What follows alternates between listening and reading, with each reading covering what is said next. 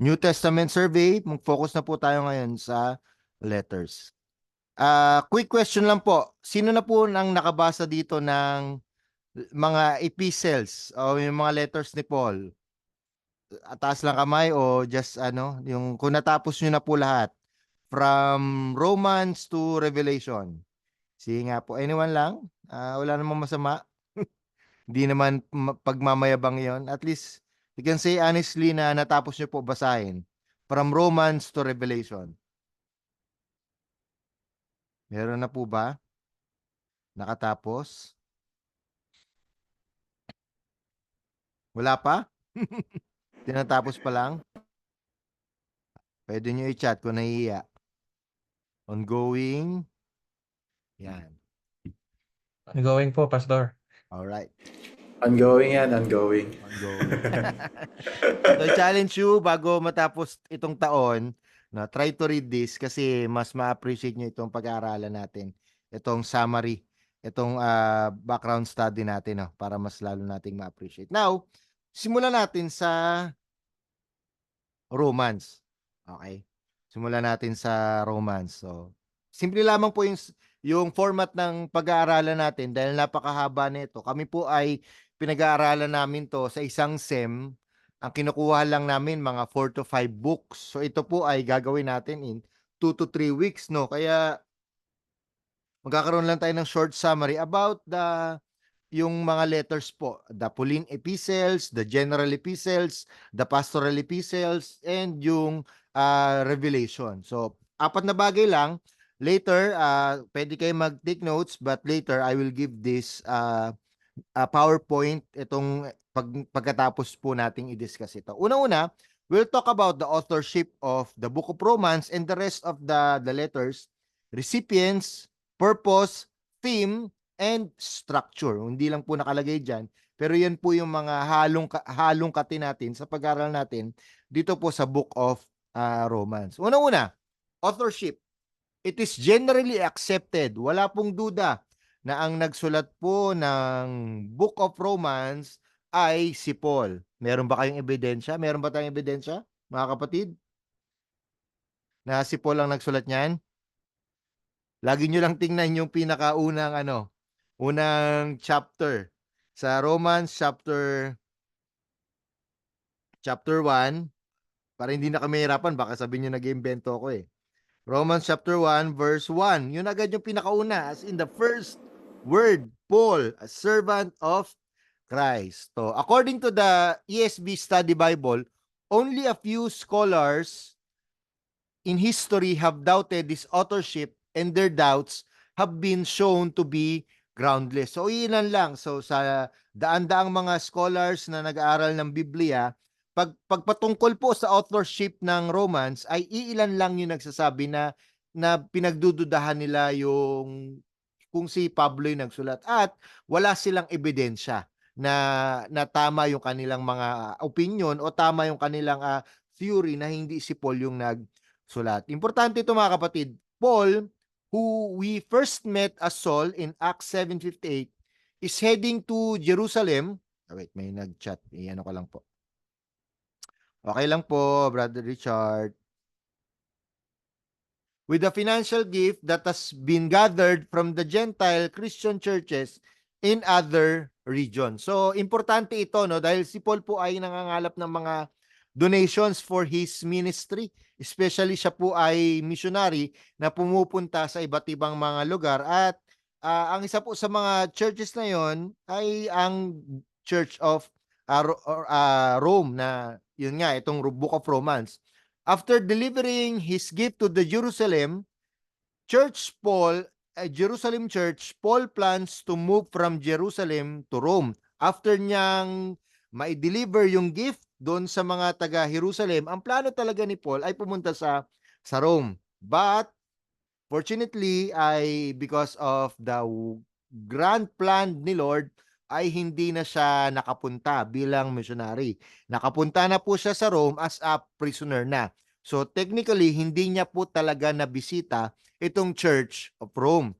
So from Rome, Paul desires to travel. So ang plano talaga ni Paul ay mula sa Rome ay magkakaroon siya ng tinatawag na fourth missionary journey. So bakit fourth? So may first, may second, may third. Yung first, ito po yung within the area sa Acts 16, makikita natin yan, yung mga isa sa mga nauna niya yung sa Philippi, etc., Ephesus. So second, natapos na rin po. Third, tapos na. Ito naman po yung fourth journey niya dapat. So papunta na siyang Europe area na. So from Spain dapat papunta yan sa ibang mga dako na. To continue his ministry of engaging those who have never heard the gospel. Pero may ibang plano nga si Lord. So hindi na po siya nakapunta ng Spain. Who is the ngayon tapos na yung authorship, we will go to recipient. Who is the letter to the Roman church written to? So very obvious naman, it would seem like this is obvious and that there would be no debate. At one level, this is true. So malinaw na malinaw po, Romans is written to all those in Rome who are loved by God and called to be saints. So makikita niyo yan sa chapter 1 verse 7. So very clear. So undisputed si Paul ang author, undisputed ang recipient ay ang Church of Rome, mga taga-Romans. Bakit po? Verse 7, makikita dyan, to all those in Rome who are loved by God and called to be saints. Pero, let us be clear. Yes, malinaw po na Romans ang kanyang audience, ang kanyang recipients. Ang tanong, anong klaseng Kristiyano sila?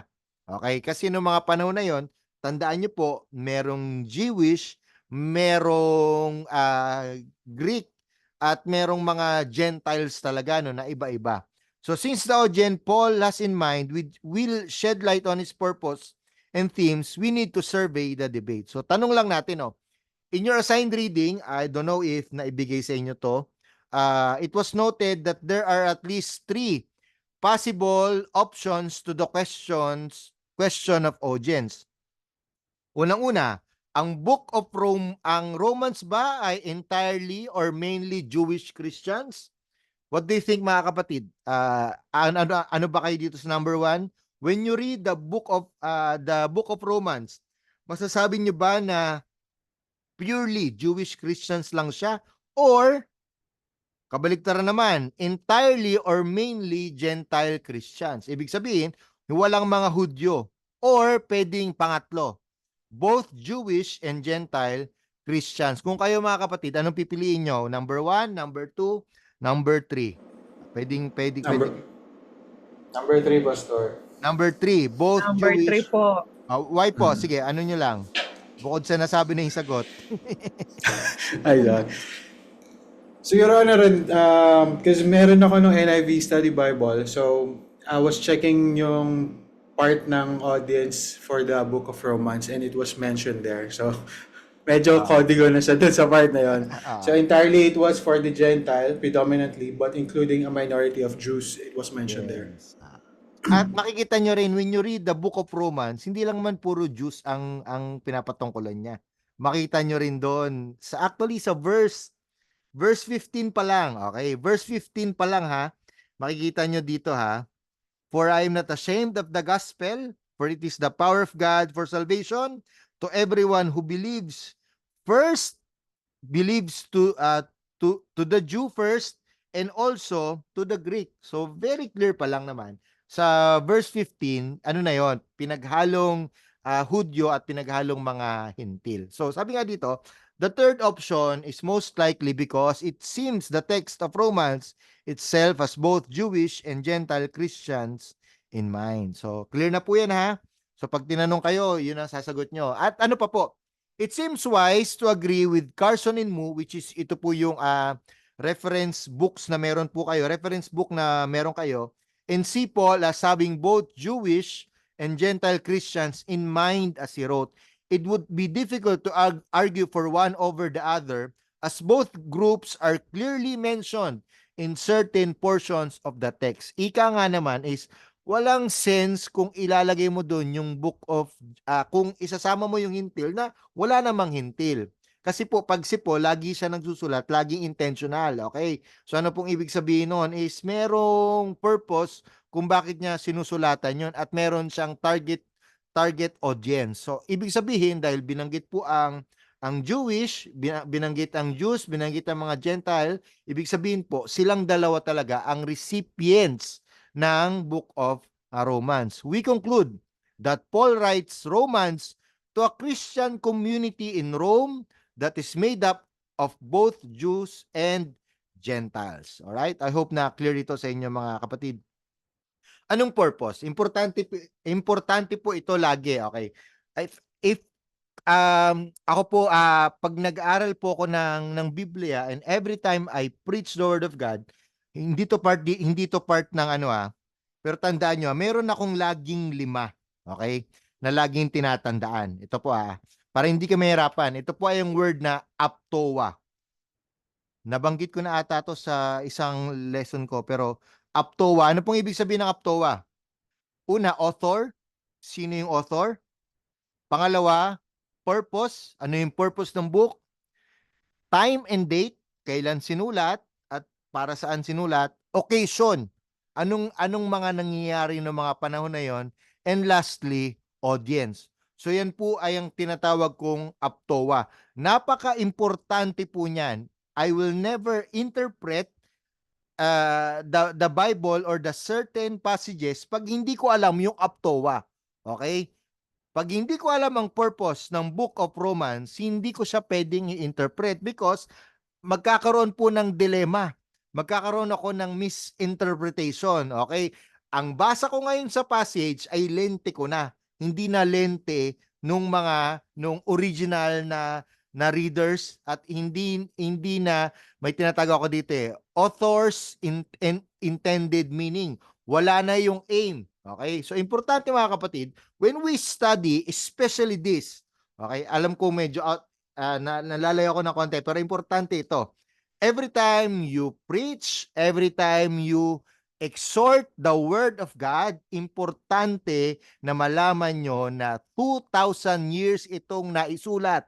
At kung hindi mo aalamin yung aptoa, pwede kang maligaw, pwede kang mawala, at pwede mong ma-misinterpret, at pwede mong ma-misapply ang salita ng Panginoon. Kaya napaka-importante na malaman nung mga panahon nila, sino ang author, sino ang recipient, at ano ang purpose ng pagkasulat. It is helpful to stop at this point in our study and ask why Paul wrote this letter to the Roman Church. I hope na clear sa inyo ito mga kapatid. Many of Paul's letters were occasional. Tulad nga ng sinabi ko sa inyo kanina, may certain problems na nangyari at ang gagawin ni Pablo ay magsusulat siya para sagutin, para bigyan ng solusyon yung problema ng mga simbahan, ng mga pastor na kaibigan niya, etc., etc. There were specific issues that had arisen in the midst of particular congregations that prompted Paul to pen a letter. So, ibig sabihin, merong laging may action and may reaction. Yet, may problema because Romans is different in that there does not seem to be an occasion or a specific problem that has moved him to write. Okay. Tulad ng sinabi ko kanina, walang personal na relationship si Paul sa mga taga-Roma. Okay, ganito po. Bakit? Bakit ko po nasabi? Ang Romans, ang Romans Church po ay naitayo nang walang presensya ni Paul. Pwedeng na-inspire sila, pwedeng isa sila sa mga tumanggap nung Acts chapter 2 at pumunta sila sa Rome. Doon na sila migrate, doon na sila naging citizen, doon na sila nanirahan. Pero wala pong direct na connection si Paul dito po sa Romans Church. However, pwede nating sabihin na na-inspire ang mga taga-Roma sa ginagawa ni Pablo. Okay, ibig sabihin, dahil kilala na si Paul dito ng mga panahon na ito. Siguro nagkaroon na sila ng, "Uy, Paul, nababalitaan namin yung ginagawa mo. Salamat," etc., etc. Pero wala talaga silang personal na connection. At dahil doon mga kapatid, parang ganito lang yan, para hindi kayo mawala. Halimbawa po yung Breakthrough and Lighthouse. Okay, ang Breakthrough po ay affiliated na ng Lighthouse. Pero sa totoo lang, ang Lighthouse po ay hindi po kami ang nag-church plant sa Breakthrough. Just to be clear lang po, at para lang sa mga hindi nakakaalam po, ang partner po natin ng Breakthrough sa mga nandito po, para at least magkakilala na ba kayo, Brother Chris, sino ba sila, Brother Richard, ito pong sila Pastor Miko, sila Sister Ces, sila Brother Richard. Yan po ay mga partner friends, mga brothers and sisters natin sa Breakthrough. But for the purpose of illustration, parang ganun lang din po. Merong tao na ginamit si Lord through Pastor Rom, at ngayon po ay sa leadership ni Pastor Jeric, at kaya po nagkaroon ng partnership. So parang ganun na po ang nangyari ngayon. Okay? So wala talagang direct, hindi po namin nakita na nagsimula ang Breakthrough, pero ito po ay lumago at ito po ay nagpapatuloy. So parang ganun din po ang Romans. Hindi nakita ni Paul na kung paano tinayo, nakita niya at nalaman niya na lang na marami na mga Kristiyano, at nagkaroon siguro ng mga balita na meron ding malaking ano doon, at si Paul din, ganun din ang mga Romans. Ano po ngayon ang purpose niya? Taking a moment to consider the purpose of the letter will help us more readily understand the work as a whole. So kakaiba po ang Book of Romans. If you will read 1 Corinthians hanggang bago matapos yung 2 Thessalonians, kung makikita nyo po yung lahat po yung merong action, merong reaction. However, dito po sa Romans, parang wala. Parang bakit siya susulat? Pero merong isang dahilan. Siya po ay nangangalap ng funds. Okay? So, hitting 2 birds in 1 stone. Siya po ay nangangalap ng funds. Pangalawa, merong request ang mga church na nasa Rome, mga taga-Roma. May request sila. Gusto nilang malaman pa, maintindihan ang doctrine ni Kristo and the doctrine of justification. Ibig sabihin, narinig namin ang mabuting balita nung nag-preach si Peter, nung kumalat ngayon ang magandang balita, naintindihan namin, pero we want more. Mas lalo pa namin gustong maintindihan. That is why when you read the book of Romans, ito po ay medyo nosebleed sa ibang mga part, especially nagsasalita, because it is highly doctrinal. From chapter 1 to chapter 11, makikita nyo po doon yung mga words, yung mga terminology na ginamit ni Paul, because of the context nga, the purpose of writing, na magkaroon sila ng documentation kung ano ba talaga ang pinapaniwalaan nila. So I hope na clear ito sa inyo mga kapatid. Scholars have debated this question at great length, and it would be hard to talk about a consensus.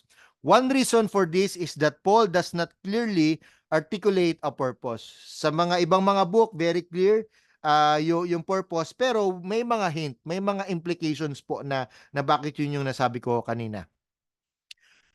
Structure naman, we will go to structure. A Hellenistic letter would contain an introduction, thanksgiving, the body of the letter, and a closing greeting. Most would agree with this assessment, and that Romans falls into this general pattern. Okay, importante po ito. Naalala niyo po ba nung kayo po ay gumagawa ng liham, paano yung mga kaparaanan sa panunulat, ano bang tawag natin doon? Nung tayo po ay elementary at high school, natatandaan nyo ba mga kapatid? Ano ang tawag doon?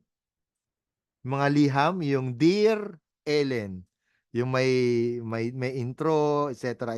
Mayroon pang address yun, di ba, sa panimula. Ano ang tawag natin doon mga kapatid? Structure of letter, o sa Tagalog ay nasa dulo ng dila ko eh. Yung tinuturuan tayo nung elementary tayo, kung paano gumawa ng sulat. Naano nyo ba? Natatandaan nyo? Naalala nyo pa ba yon? Yung kung paano kayo gumawa ng letter no na very formal writing, okay? So ito, meron din silang writing, pero hindi ito yung formal writing na meron tayo.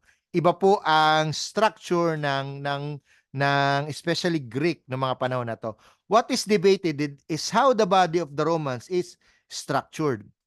It is generally agreed that there is a large section that runs from Romans 1 to 18 to 11:36. So from verse 1 ng chapter 1 to verse 17, ang tawag po natin dyan ay prelude. Ibig sabihin, introduction niya lang yan. Magsisimula po ang bakbakan if you will read verse 18 ng chapter 1. At ano ang unang nakalagay doon? If you will read Romans, sinabi doon, for the wrath of God.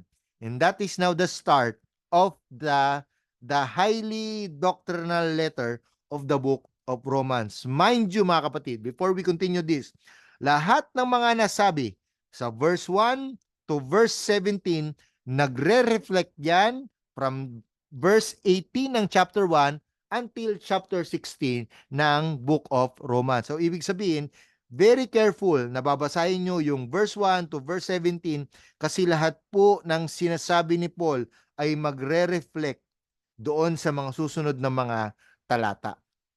Now, chapter 12 represents a shift from the theological to the practical. Okay? So, after 11:36, bigla nang nag-iba, nagtono ng chapter 12. Ano na po yung sinasabi ng chapter 12? Therefore, in view of God's mercies. So, nung una, highly doctrinal. It talks about the justification of faith, the power of sin, kung ano yung nagagawa ng kasalanan, that we fall short of the glory of God, na yung therefore there is now no condemnation, the adoption, etc., glorification, sanctification. But the tone changes pagdating po sa chapter 12. Mayroon na pong action, okay? Meron na pong verb. Most of the words po sa chapter 1 verse 18 to 11:36, yan po yung mga noun. Yan po ay descriptive. But this time, tumalon po siya sa tinatawag nating prescriptive part. Nagkaroon na po ng imperative. Represents a shift from the theological to the practical. This does not mean that there is not theological material in chapters 12 through 16. Pero ito, in action na po to. The first 11 chapters tend to be more theologically oriented as they deal with things like the universality of sin, justification by faith in Christ, and the ongoing battle with sin as believers are progressively sanctified. So, in chapter 12, tulad ng sinabi ko kanina, in view of the mercies of God, which many scholars consider to be everything that was outlined in Romans 1 to 11. So, importante po yun yung word na hindi lang nakalagay dyan yung word na therefore. Yung word na therefore po, napaka-importanting conjunction yan sa Book of Romans. Ibig sabihin, meron na pong sinabi at gagawin na lang sa chapter 12. Paul then outlines the practical ramifications of the theology contained in the first part of his letter. So ito na po ngayon yung structure. Pwede niyong picturean mga kapatid. At least may idea lang kayo kung ano po ang structure po ng Book of Romans. So unang-una, introduction, tulad ng sinabi ko kanina. And the gospel is the righteousness of God by faith. Makikita niyo yan sa Romans chapter 1 verse 18 to chapter 4 verse 25. Napakagandang pag-aralan na nito, but we don't have much time now kasi survey lamang naman po ito ng mga books. Pero isa po ito sa paborito kong pag-aralan kasi napakaganda po. Ito po yung kung merong the Gospel of Mark, the Gospel of Matthew, the Gospel of John, the Gospel of Luke. Ito po, personally, matuturing ko tong the Gospel of Paul the Gospel of Jesus according to Paul. Yan po ang tawag ko dito sa Book of Romans. The Gospel of Jesus according to Paul. So the Gospel is the power of God for salvation. Makikita yan sa Romans chapter 5 hanggang verse 8:39. And the relationship between the Gospel and Israel raises a question that requires vindicating God's righteousness. And the 12, 13, 14, 15, 16, the last 5 chapters, ito na po yung the gospel transforms lives, and conclusion na po, sa Romans chapter 15 verse 14 to chapter 16 verse 27. Now, we will go po dun sa mga tema, sa themes po ng Book of Romans. Bakit po napaka-importante na pag-aralan natin ang mga tema ng Biblia o ng especially ito pong mga libro? Marami po sa atin ang marunong naman talagang magbasa, marunong naman talagang umintindi. When we preach the Word of God, ay talaga namang ginagamit tayo ng Panginoon. When we exhort the Word of God, talaga namang alam natin na pinagandaan natin yon. Pero be careful lang mga kapatid. Nung isinulat po ito ng mga author, meron silang tema. Okay? Meron silang gustong ipakita na mensahe ng Panginoon. Yes, the Word of God is timeless and we believe that, but at the same time, the Word of God is timely. Okay? Ano po ibig sabihin nun? Yung sulat po ni Paul sa Book of Rome ay meron pong reason bakit ito yung sinulat niya. Hindi natin pwedeng i-mix and match ang tema ng Romans sa ibang mga book. Yes, ito rin po ay patungkol sa Panginoon, but let us be careful na alamin at unawain at suriin mabuti ang mga tema. Bakit po?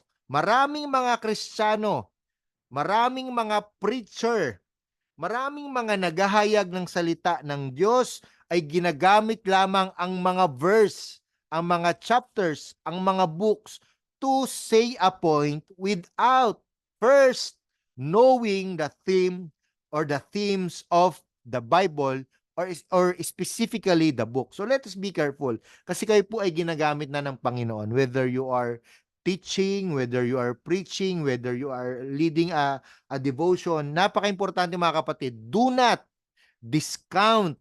Do not, ano bang tawag dyan? Huwag nyong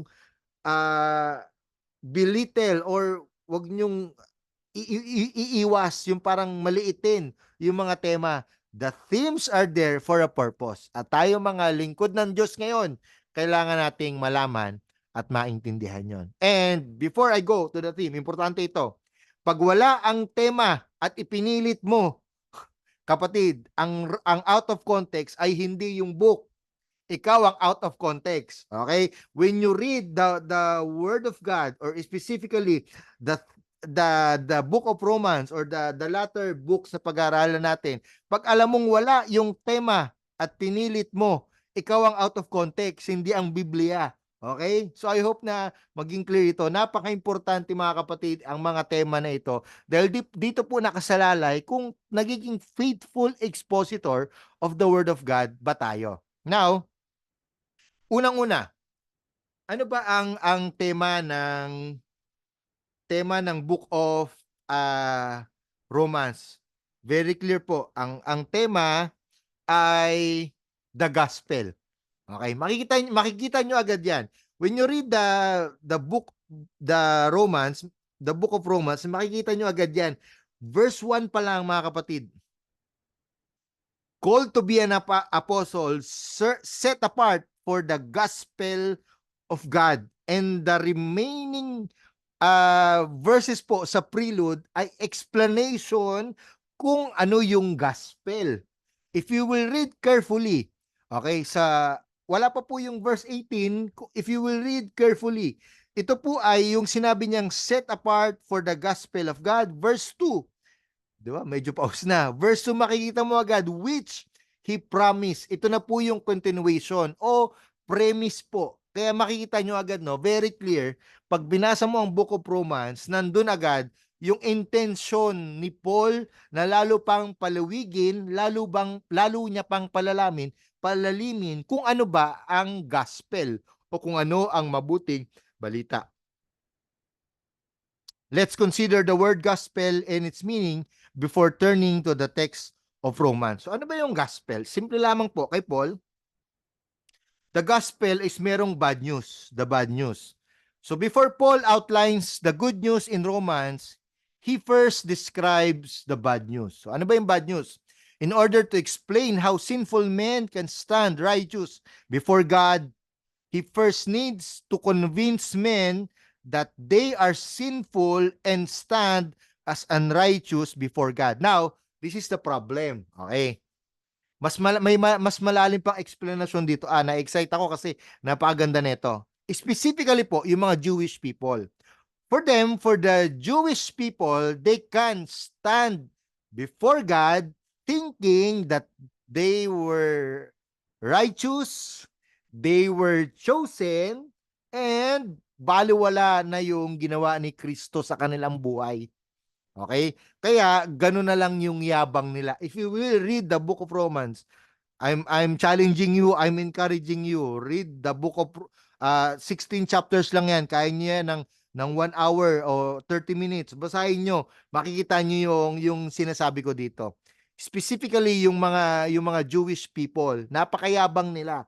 Akala nila they can stand righteous before God kahit sila ay makasalanan. Pero malinaw ito na yung mga Jewish people, you cannot be righteous without Christ. Kaya very clear yung tatlo: justification, sanctification, and glorification. Which is yan yung pinaka ng gospel, no, pinakalaman ng gospel. We will find that Paul clearly teaches that all of us need to be justified because all of us have sinned. Regardless kung ikaw ay Hudyo na pinili ng Panginoon, regardless kung ikaw ay Hintil na adopted o saling pusa sa mata ng mga Hudyo, lahat tayo, every man, every woman, regardless kung ano ang kasalanan, kung paano nagkasala, lahat tayo ay makasalanan, and that is the word, at nangailangan ng kaligtasan ng Panginoon. So stating the bad news, first grabs the attention of the audience. It creates a need for them to listen carefully. So may reason bakit ito sinabi ni Paul, para hindi sila magyabang at makita nila yung kabigatan nung kaligtasan na ibinigay ng Panginoong Hesus sa kanila at sa atin. It makes the good news all that sweeter when it follows. Okay. Bad news. In the first 3 chapters of Romans, Paul lays the whole world prostrate before God by showing them their sin. So very clear yun, mga kapatid, no? Paano ko po nasabi? In verse 18, makikita nyo dyan yung word na for the wrath of God is revealed from heaven against all ungodliness and unrighteousness. Okay. Take note of the word. Ito yung bad news. After the 17 verses, the summary, the encapsulation ng what is the meaning of the gospel, ito na yung bad news. Magsisimula siya sa verse 18. At ano yung word na sinabi doon? If you will read I hope na meron kayong Biblia sa inyo, no, para mas lalong maging maano tong pag-aaral natin. For the wrath of God. Okay. Now, ano po ang ibig sabihin ng wrath? Hindi daga, o baka may magsabi daga yan, pastor. W-R-A-T-H. Ano ang ibig sabihin ng wrath? Sige nga, sa inyo mga kapatid. You can type, you can unmute your mic and just recite or tell me, ano po yung ibig sabihin ng wrath? The wrath of God. Bagsik. Wow. Umalalim yung sister Cesa. Kabagsikan. O, ano pa? Very good. Very, talaga malalim na Tagalog. Bagsik. Ano pa po? Yun na yun. Yun na yun eh. Bagsik. Extreme anger. Extreme anger. Puot ng Diyos. Tama. Yung puot. Okay. Ano pa? Strong anger. Ibig sabihin talagang galit. So, saan nyo ito madalas? Let us, muna natin yung Panginoon. Human to human. Okay. Yung mga human interactions, human relations. Saan nyo madalas nakikita itong mga nasasabi nyo? Yung bagsik, yung puot, strong anger, o the wrath. Tanggalin mo natin sa equation si Lord. Human relationships. Paano at bakit, saan natin ito nakikita? Sige nga, pwedeng, ano ba to? Adultery, di ba? Yung pwedeng tinraidor, pwedeng paulit-ulit na pagkakasala. Ano pa? Breaking trust. Tama, binasag yung tiwala. Ano pa? Yung masasabi mong ikaw selos, no? Matinding panigurado, sigurado naman Pastor Miko, matinding selos to, no? Hindi yung selos lang na rat agad, no? Alam mo, matinding selos, no? Ano pa? Yung mga tipong sa human perspective. Okay, murder, tama, 'di ba? Yung lalo na yung mga talagang walang ginawa, yung tipong grabe yung wrath ng family. So makikita natin no na human as we are, na-experience din natin or tayo din abuse, tama yung sinabi ni Richard no. Na may ganun din tayong emotions. Okay? Not all the time. Okay? Siguro, wala naman siguro sa atin. Pero nakikita natin sa balita, sa family, or baka kayo mismo, nagkaroon na kayo ng wrath talaga. And ito, yung tipong wrath na talagang, boom, yung sumasabog, yung kabagsikan. So, andun talaga yon.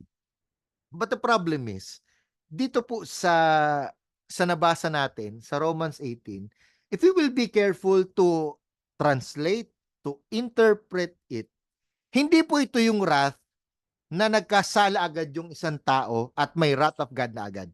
Okay, paano ko nasabi?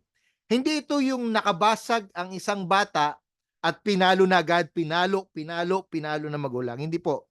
Yung wrath of God na sinasabi dito, it comes uh, from the Greek word na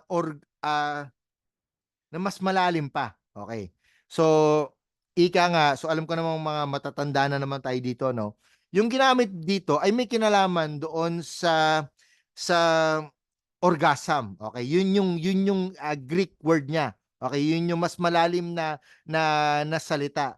At isa pang interpretation dito is yung bulaklak na nag-ano yung kanyang ang tawag dito yung dagta. Okay. So ganun yung pagkagamit ng wrath of God dito. So anong punto ni Paul? The wrath of God revealed, hindi lang ito yung one time. The wrath of God revealed, ito yung bad news. Ito po sa napakahabang pasensya ng Panginoon. Orgia, that's the word. Sa napakahabang pasensya ng Panginoon, first time na nagkaroon ng wrath, ika nga, the wrath of God revealed because of the sinfulness of man. Makikita niyo yan in Peter, no, na talagang yung patience in First Peter, makita niyo sa sobrang haba ng pasensya ng Panginoon. Ibig sabihin, pag ito ay umabot sa wrath, lahat ng mga sinabi niyong dahilan is grabe na talaga ang wrath, ang galit, ang matinding galit ng Panginoon. So hindi lang ito yung basta nagalit ang Diyos, at bad news yun mga kapatid. When the Bible says the wrath of God, literally, dun pa lamang po, makikita mo na agad na bad news yun. Not just for the Jews, but also for the Gentiles and for us, especially sa mga hindi pa nakakilala sa Panginoon. So he articulate clearly the bad news that we have all sinned. Okay? So tinalon niyan sa chapter 3 verse 23. None is righteous and no one does good. Okay? Instead, every mouth is closed and we are all accountable to God. So ganito yung galit ni Lord, matinding matindi. Paul relates the bad news and leaves us with no option but to fall on our faces and cry out to God. Ito yung galit ng Diyos na hindi mo mapapanalo sa korte. Ibig sabihin, yung galit niya, nagja-justify niya yung galit niya.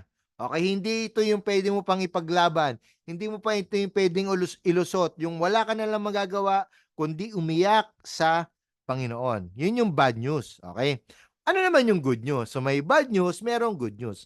So ang good news po is, why do we say that the gospel is the overarching theme of Romans? So we have seen that Paul describes the dire situation that mankind is sin because of that mankind is in because of sin.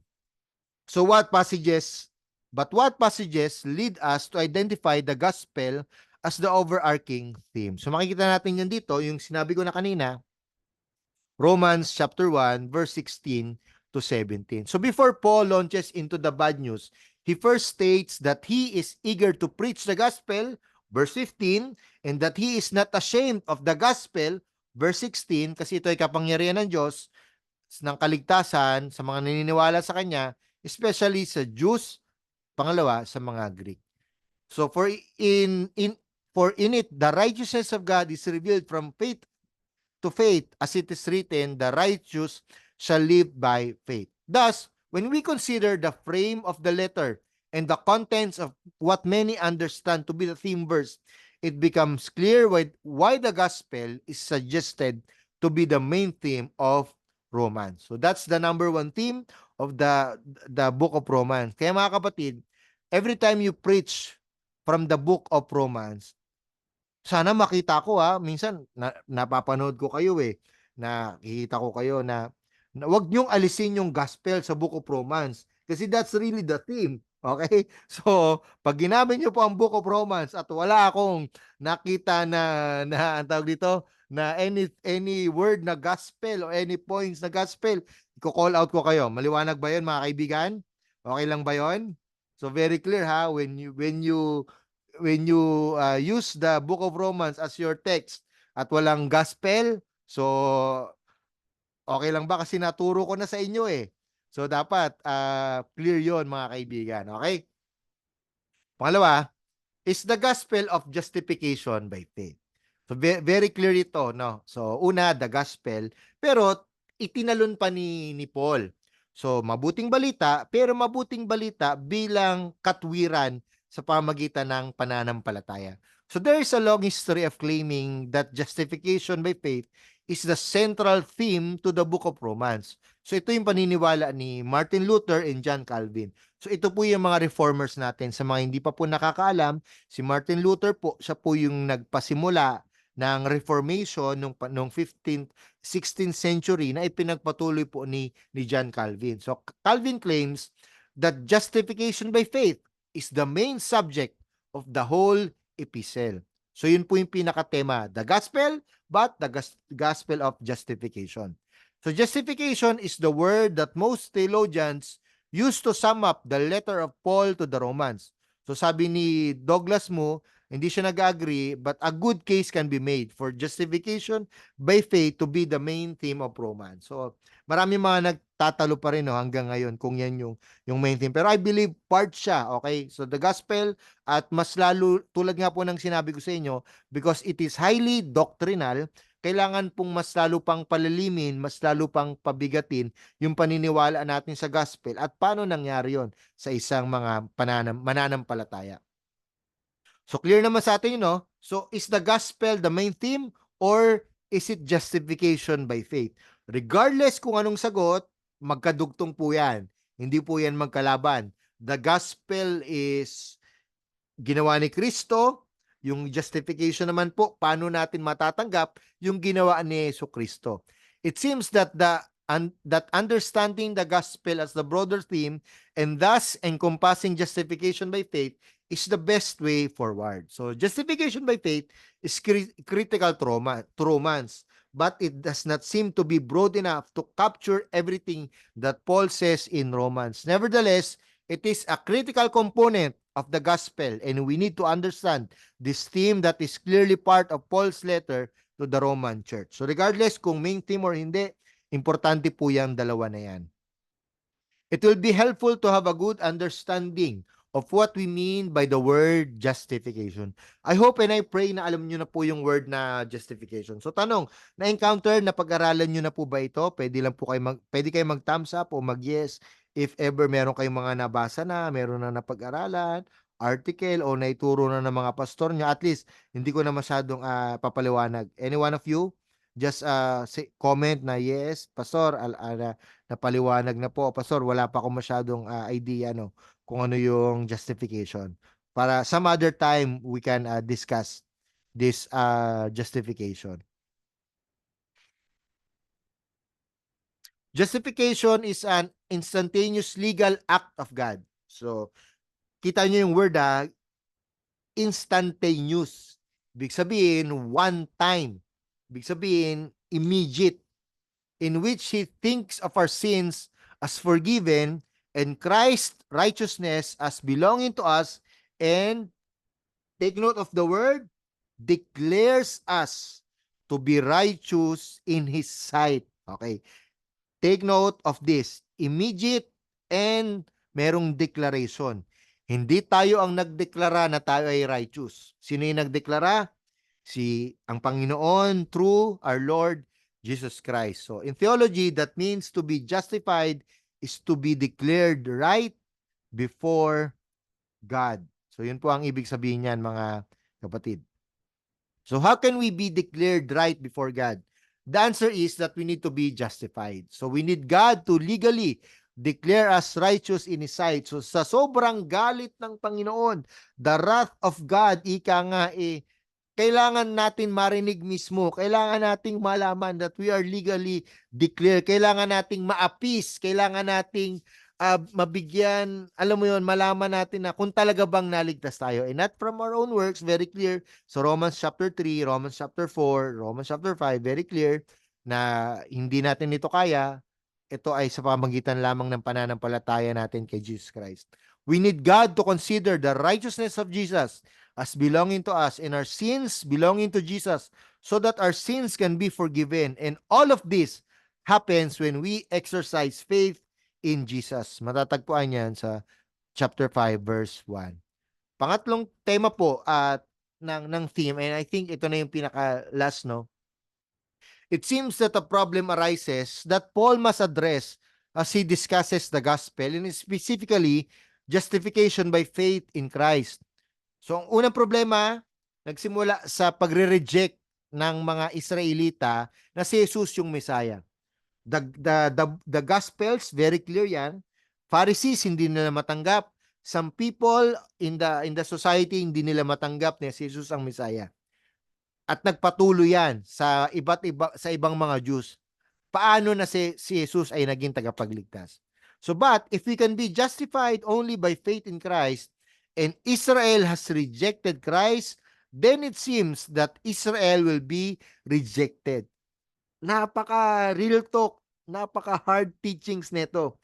How come na yung mga pinili ng Panginoon, yung mga Israelita, ano ba tawag dito? Yung apple, ano tawag dito? Yung talagang love na love ni Lord, yung talagang ano yun, di? Apple of his eyes, di ba?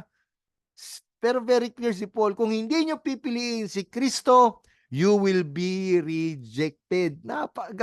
The chosen ones, sabi nga ni Sister says, how come na yung mga chosen ones?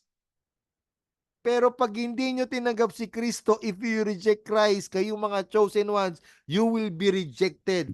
What a hard teaching para sa mga kababayan niya. Pero kailangan marinig yon ng mga Israelita. Yet God promised Israel blessing and inheritance through Abraham.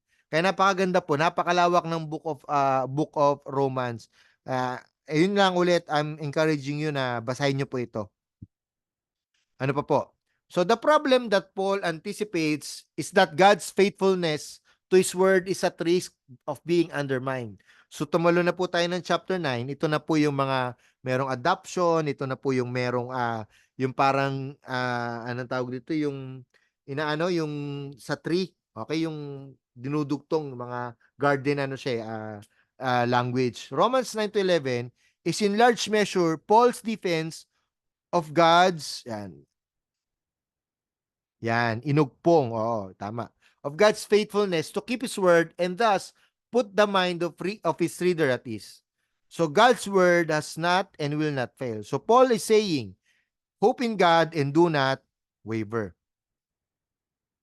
Ang hindi paniniwala ng mga Israel, the chosen people, tulad ng sinabi ni Sister says, and their consequent separation from Christ seem to call God's word into question and thus to jeopardize not only the privileged place of Israel but also the Christian hope as well. Ganito po yan. Kung ang mga Israelita po ay naligtas pa rin, kahit tingin nilang naligtas sila, kahit hindi nila tanggapin si Kristo, meron pong kompromiso sa mabuting balita. Ibig sabihin ay chosen ka na, sabi ng mga Hudyo, chosen ako, kahit hindi ko natanggapin si Kristo. Pero very clear yun kay Paul, na regardless kung ikaw ay Hudyo, pinakamagaling na Hudyo,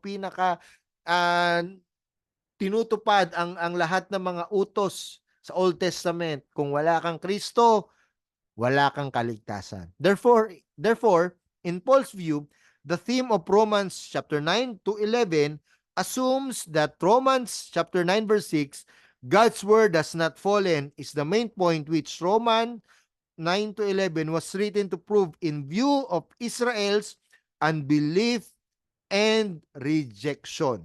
So parang ganito sinasabi, kung hindi nyo tatanggapin mga Hudyo, nandyan ang mga Gentiles para sila yung ikakabit ng Panginoon doon sa puno, ika nga, at dahil pinili nila ang Diyos, dahil at tinanggap nila ang mabuting balita, basically, technically, they were adopted.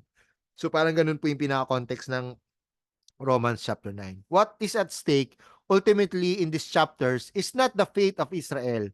Ultimately, God's own trustworthiness is at stake. Hindi nila naintindihan yung God's ultimate redemption sa bayan ng Israel. It's really si Christ yun. Okay? Hindi yung kautusan. And if God's word of promise cannot be trusted to stand forever, then all our faith is in vain. So the Jews, very clear. Sinabi ko na ito kanina, hindi ko na masyadong papaliwanag pa. Though the Jews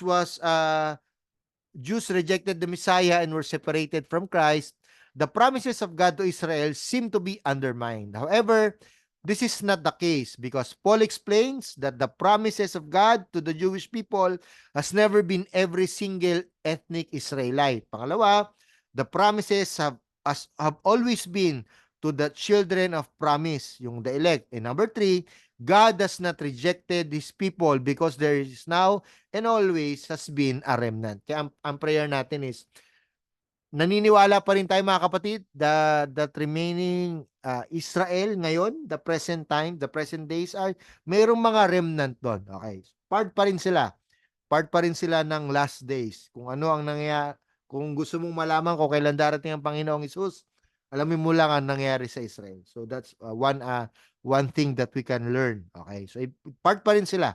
The current Israel na meron tayo ngayon ay gagamitin pa rin sila ng Panginoon. Sa paanong kaparaanan, hindi natin alam. So let's just intercede, especially yung mga nangyayari ngayon. The Gentiles. Paul shows that God has not rejected His people. Furthermore, he proves that Gentiles are in view when it comes to God's saving plan. Okay? Kasama sila sa plano ng Diyos. He quotes from the Old Testament and shows that Gentile inclusion in the saving work of God is foretold in the Old Testament scriptures. When you study the temple, the tabernacle, alam nyo ba na merong place lagi doon ang mga Gentiles? Lagi merong Gentile courts. Laging merong gawa kayo ng lugar para sa mga hintil.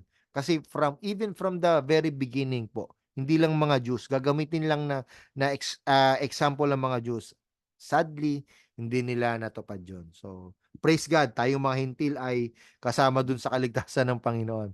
So, the people of God, lahat na po tayo nun, when we understand that Paul brings Jew and Gentile together under the banner of God's salvific purposes, we lay a foundation for understanding the people of God as transcending culture and ethnic boundaries. That is why, regardless kung anong pinagmulan mo, anong lengguwahe mo, ano ang background mo, ano ang nakaraan mo, every one of us, the gospel, the faith na meron tayo, it transcends, okay?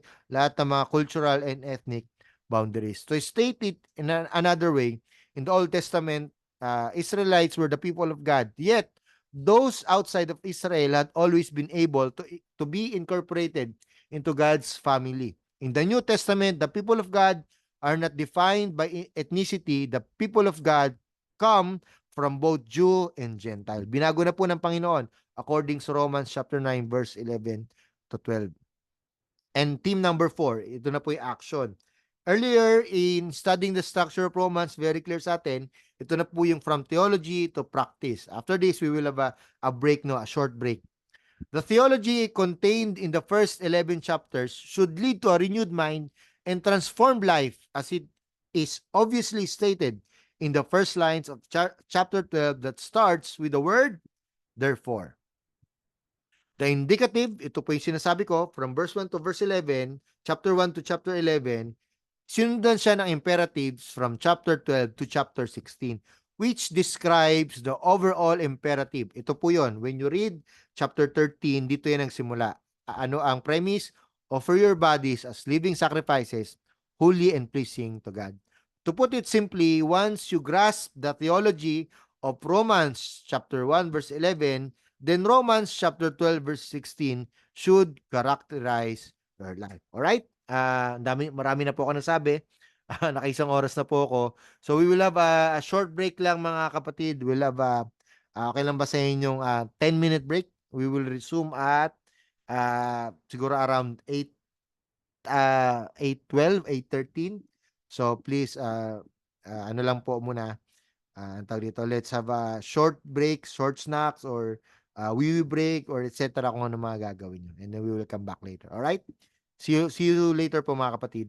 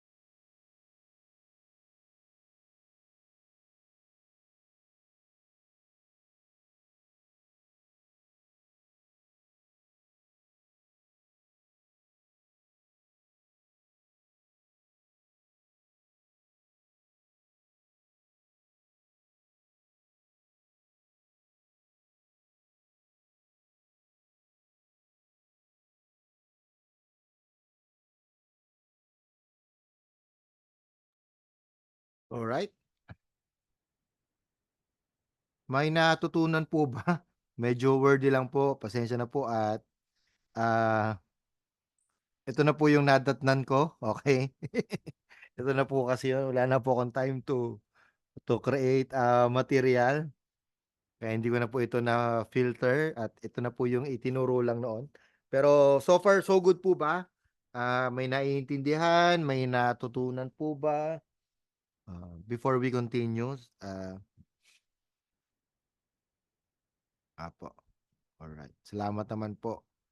Kaya niyo po, ibibigay ko po naman po sa inyo itong PowerPoint right after 'no, para at least puwede niyong basahin ulit 'no, at puwede niyong mas mapagbulay-bulayan pa, alright? Now, talon tayo. So, tapos na tayo sa Book of Romans. Isipin niyo 'no, nakuha natin ng 1 hour. Yung Book of Romans, kami po isang Pastor may tanong ka? Pastor Miko, may any Opo, question? Pastor, may tanong lang ako, Pas. Sige po, sure po, sure po. Apo. Question ko lang, Pas, ang mga Romans po ba ang pinakaunang parang na-sharean ng Word of God through the life of Jesus Christ, parang gano'n po? Ah, Remember bro yung sa Acts chapter 2, maraming mga marami ng mga ano bang tawag natin diyan? Maraming mga iba't ibang mga taga-bansa, okey, na pumunta doon. So, basically puwedeng nating masabi na isa sila sa mga nauna, okey. Puwede rin nating masabi na ito yung mga nag-migrate na. Kasi if you will remember in Acts chapter 8 na maraming mga na-persecute na mga Christian, if you will read, Acts chapter, and they were scattered abroad. So because of the persecution in Acts chapter 8 verse 1, scattered abroad, at isa sa mga pinunta nila itong, Rome. Kasi center ano yan, eh, central, city yan ng mga panahon na yun. It could be, mga kapatid, it could be na isa sa mga not wala akong definite na answer, pero siguro sabihin na natin na dahil sa growth o sa lalim ng Kristyanismo, puwedeng isa ito sa mga nauna na mga na ano, na kasi wala pa nga si Paul, eh. So, magandang ano rin 'yun bro, magandang argument din 'yun na hindi pa 'to talaga napuntahan ni Paul. So, prior to that, malamang na after nung persecution ni Paul sa panahon ni Stephen, sila yung mga ano, nag-scattered abroad. So, may point 'yan, puwedeng sila yung mga nauna, kapatid. So, good question actually. Why did you ask Ah, bro? At least maano ko lang. I mean, ano lang po, Pastor, parang na na kasi nung binasa ko po yung 4 Gospels, so siyempre after the death of Jesus Christ, then na-realize ko, sino kaya ang pinakaunang bansa na na-sharean outside yes. Israel, parang gano'n. So Oo. akala ko Romans kasi Romans yung unang book, eh, Oo, it could be or pero oo, naalala mo nung basta Acts 2 tapos pumunta sila ng mga karatig na mga bansa. Pero ako, kung hindi man, malamang nandun yung mga una. For me, yun yung theory ko. Andun yung mga unang mga naging Christian, napunta yan. After the persecution ni Stephen, the death of, Stephen, it could be na most of the Christians, Jews and, Gentiles alike, ay pumunta ng, Rome. So, good observation. Thank you for that wonderful, Any question po before we continue? Ganda tanong mo bro, thank you. Any sige question po, before Pastor. we continue? Alright. So, kung wala ng tanong, pag-usapan natin siguro, I think 2 books, kaya natin yung First and Second Corinthians. Tanong, nabasa niyo na po ba ang First Corinthians? Nahahapayawan niyo, nagagamit niyo sa Bible study, for meditation ang First Corinthians, Second Corinthians, anybody from the group? Talagang nagagamit niyo na ito 'pag nagtuturo kayo?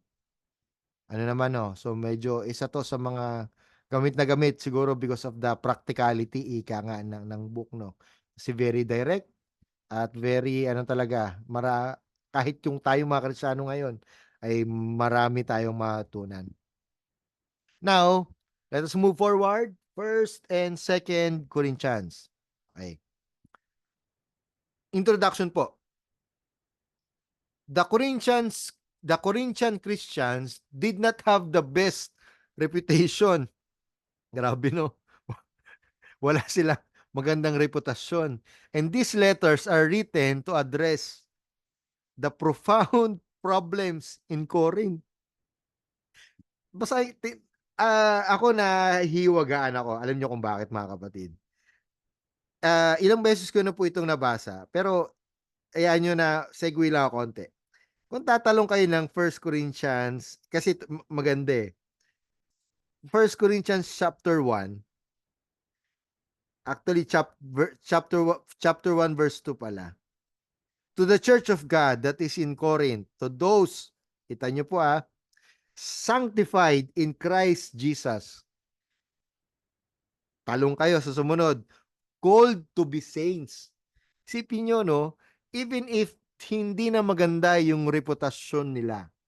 Yung greetings ni Paul, sanctified and called to be saints. No? Parang grabe, no? Parang grabe pa rin yung hope. Grabe pa rin yung prayer niya ni Paul. Even if you will read the book of Corinth, one of the most problematic churches na pinagpastoran. Alam niyo po ba, 18 months dito si Paul. For 18 months, sinaga, tiniis niya to. At isa to, alam niyo ba na trivia lang mga kapatid. Ang alam lang natin, first and second. Pero ayon po sa mga scholars, 4 po ang book of Corinthians. Okay? So meron silang tinatawag na 1, 1.5 Corinthians, 2, and 2.5 Corinthians. So in God's providence, in God's sovereignty, hindi na po natin mabasa at hindi na po natin makita yung 1.5 at yung 2.5 Corinthians. May mga hint po even sa book of 1 na sinabi niya, and even sa 2.5 Corinthians ay may mga book na rin po. So interestingly, no? So ang dami niyang nasulat pala dito. So merong dahilan kung bakit dalawa lang yung binigay sa atin. It is precisely because the Corinthians were dealing with a number of specific problems that these letters offer wisdom for today.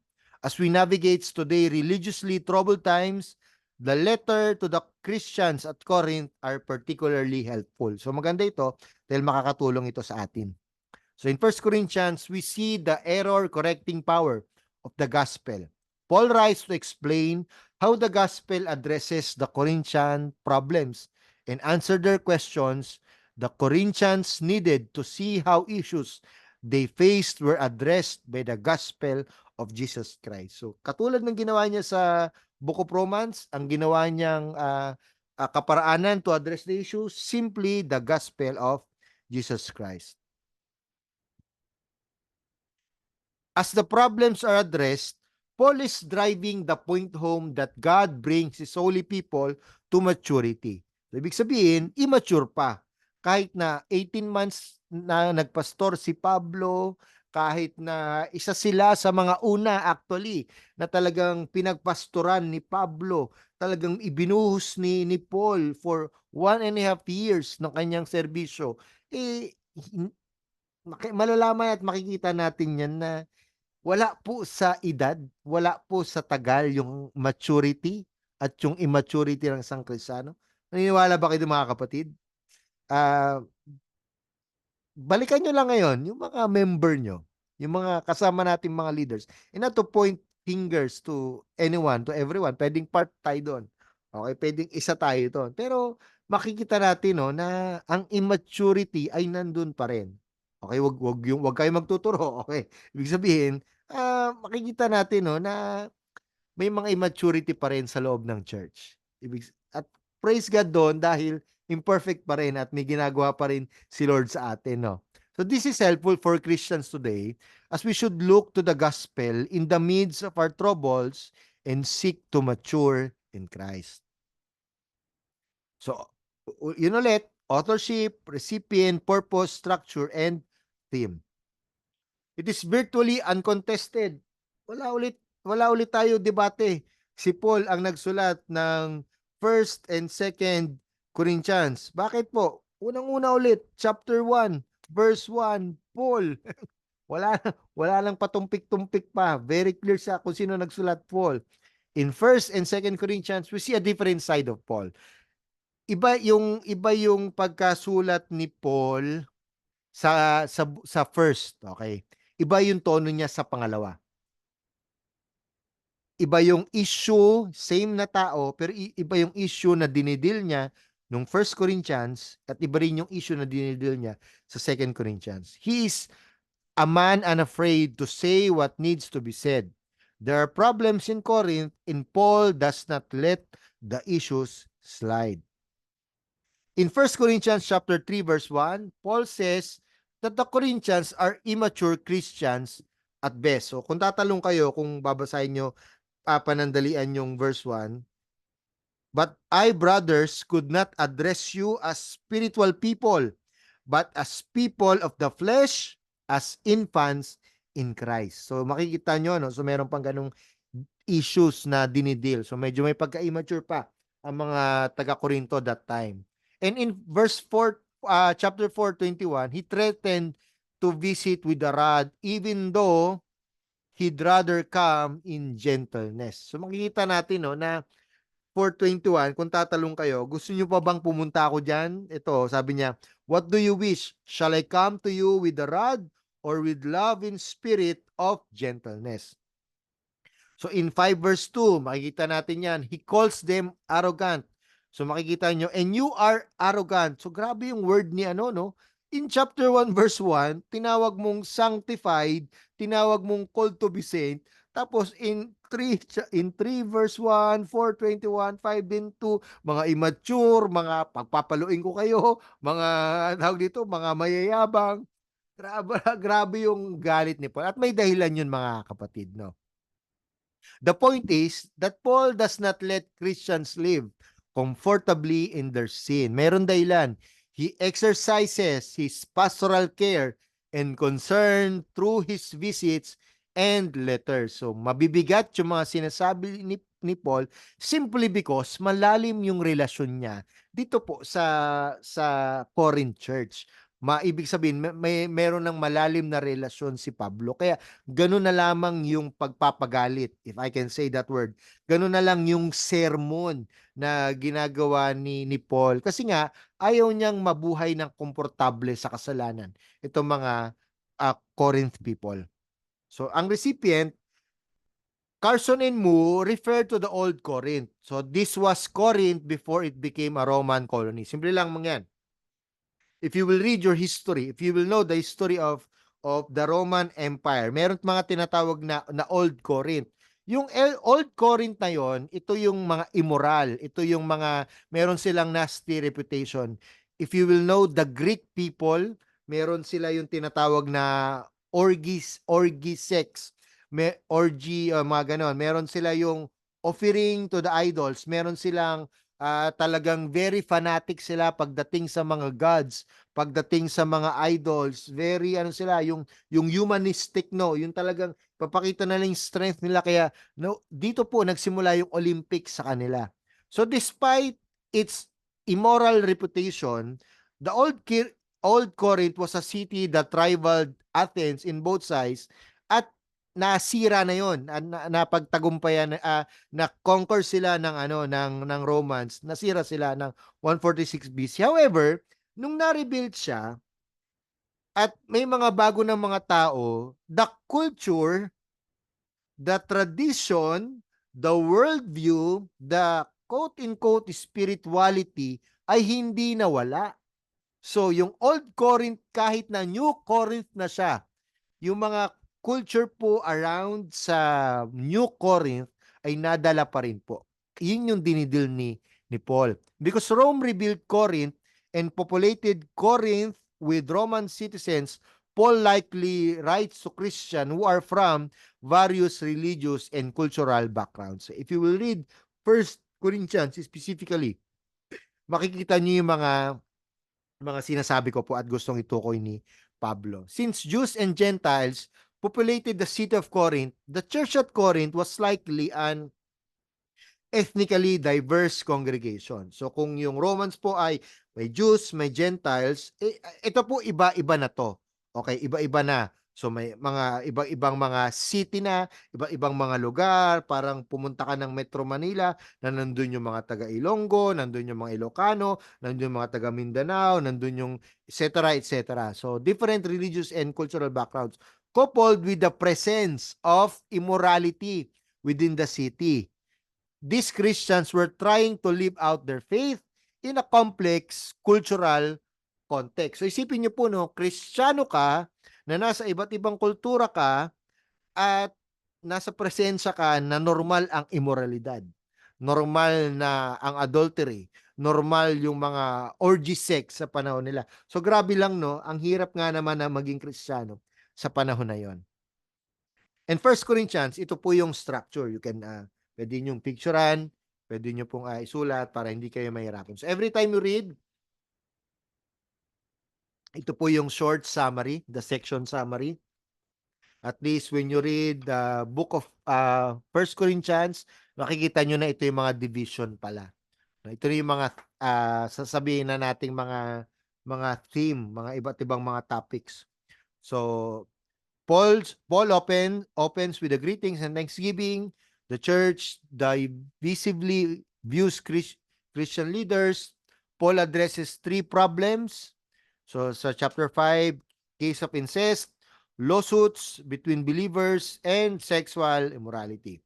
So in chapter 7 verse 15, merong 6 na topics na sinagot si Pablo, report na problema, sinagot niya. Malalaman natin niya maya-maya. And lastly, Paul concludes with instructions about a special collection, personal requests, exhortations, and greetings. Now, tingnan natin yung tema. Mabilis.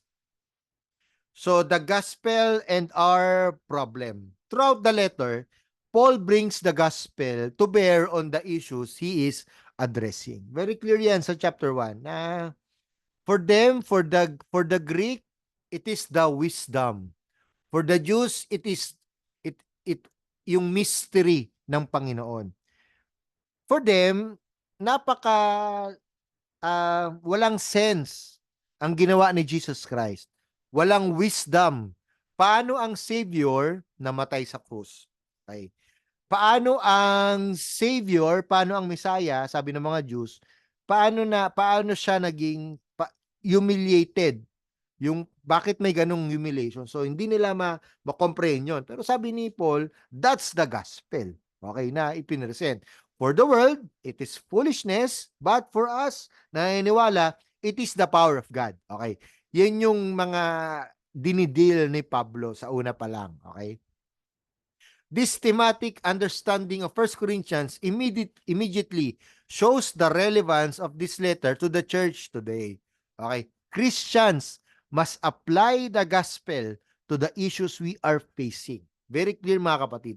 In whatever problems that the church are facing, whether internal problems, whether society problems, whether cultural problems, whether lahat ng mga issues na kinakarap natin, LGBTQ, XYZ, yung mga social relevance na meron ngayon, tayo ngayon, mga kapatid, simple lamang po, dapat merong application ng gospel.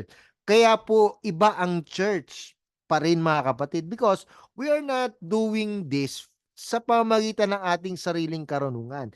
Laging merong application ng gospel. So every time we approach the problems that we are facing, whether personal, whether intrapersonal, whether outside or inside the church, lagi nating isa puso at lagi nating isaisip na laging merong applications ng gospel. So what issues did Paul apply the gospel to in 1 Corinthians? Ano yung mga issues at paano in-apply ni Paul ito sa 1 Corinthians? Una-una, factionalism or divisiveness. Meron ng division.